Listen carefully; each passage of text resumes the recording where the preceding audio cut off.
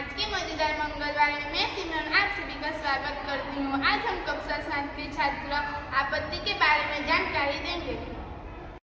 આપત્તિને સામાન્યમાં લોકો આપડા હોનારત કે પ્રકોપ નામે ઓળખવામાં આવે છે. આપત્તિ સાથે વિનાશ અને નુકસાનની કલ્પના પણ આવ્યા વિના રહેતી નથી. આપત્તિઓના મુખ્ય બે પ્રકાર છે: કુદરતી આપત્તિ, માનવ સર્જિત આપત્તિ. કુદરતી આપત્તિઓ ભૂકંપ, જ્વાળામુખી, દુષ્કાળ, દાવાનળ, પૂર, સુનામી વગેરે કુદરતી આપત્તિ છે. માનવ સર્જિત આપત્તિ આગ, ઔદ્યોગિક અકસ્માત, બોમ્બ વિસ્ફોટ, માર્ગ અકસ્માત અને હુલ્લડ જેવી માનવ સર્જિત આપત્તિ છે. અમે તમને ભૂકંપ વિશે જણાવીએ. સામાન્ય રીતે પૃથ્વીના કંપવાને ભૂકંપ કહે છે. આ ઘટના માટે પૃથ્વીના પેટાળમાં થતી ભૂગર્ભિક ક્રિયાઓ જવાબદાર છે. ભૂકંપ સમયે શું કરવું? ભૂગર્ભમાં પાણી નીચે બેસી જવું, વીજળીના થાંભલા અને વાયરોથી દૂર રહો, સાચા સમાચાર રેડિયો કે ટીવી પર જાણો. ભૂકંપ સમયે શું ના કરવું? ઘર વાયા થઈ બૂમાબૂમ ના કરો. ઊંચા મકાનો પરથી નીચે ઉતરવા લિફ્ટનો ઉપયોગ ના કરો. ખાતરી કર્યા વિના ગેસ કે વીજળીથી ચાલતા ઉપકરણો ચાલુ ના કરો. હું તમને વાવાઝોડું વિશે જણાવીશ. વાતાવરણમાં હવાના દબાણમાં સર્જાતી અસમતુલાની પરિસ્થિતિમાં પ્રચંડ વાતાવરણ ઉદ્ભવે છે. તેને વાવાઝોડું કે ચક્રવાત તરીકે ઓળખવામાં આવે છે.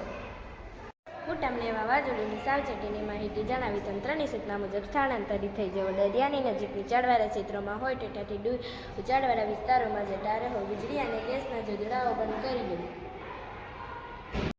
હું તમને વાવાઝોડા દરમિયાન કઈ કઈ સાવચેતી રાખવી તેની માહિતી આપીશ. ચેતવણી મળતા ઘરના બધા બારી બારણા બંધ કરી દો.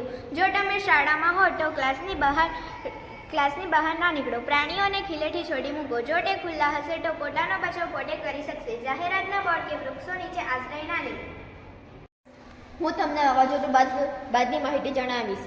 લટકતા વાયરથી દૂર રહો. તંત્ર દ્વારા સૂચના મળ્યા બાદ પરત ઘરે જવું. રાહત અને બચાવની કામગીરીમાં મદદરૂપ બનો. હું તમને સુનામી વિશે જણાવીશ. સમુદ્રમાં થતા ભૂસ્ખલનથી પેદા થતા વિનાશક મુજબ સુનામી કહેવાય છે. જો કે સુનામીની ઉત્પત્તિ માટે થતા સાગર સ્તરે થતા ભૂકંપો કારણભૂત છે. સુનામી પહેલાં શું કરવું? દરિયા કિનારેથી દૂર ખસી જવું. રેડિયો પર આપેલી સૂચનાઓ મુજબ વાત કરવી. કિંમતી સામાન, ખોરાક, પીવાનું પાણી, દવાઓ, ટચ વગેરે જરૂરી ચીજ સાથે રાખવી. સુનામી દરમિયાન શું કાળજી રાખવી તે હું તમને કહીશ. ઊંચાણવાળી જગ્યા ના છોડશો. સુનામી જોવાનો પ્રયત્ન ન કરશો. તંત્ર દ્વારા આપતી સૂચનાઓ ચુસ્ત રીતે અનુસરો. સુનામી બાદ કઈ સાવચેતી રાખવી તેના વિશે હું તમને જણાવીશ. પોતાના મકાનમાં સલામતીની ખાતરી ના થાય તો પ્રવેશ ના કરો.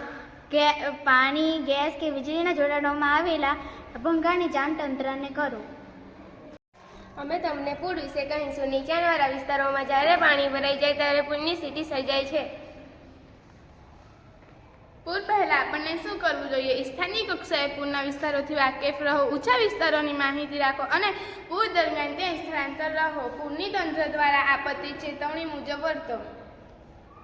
હું તમને દુકાળ વિશે સમજાવી. દુકાળ વિના સાહિત્યના લાંબા સમય સુધી પોતાની માટીની અસરો તેમને કુદરતી આપત્તિ કહે છે. દુકાળ પહેલા અનાજમાં માપબંધી દાખલ કરવી. અનાજનો બગાડ અટકાવો. ભોજન સમારોહ પર પ્રતિબંધ લગાવો.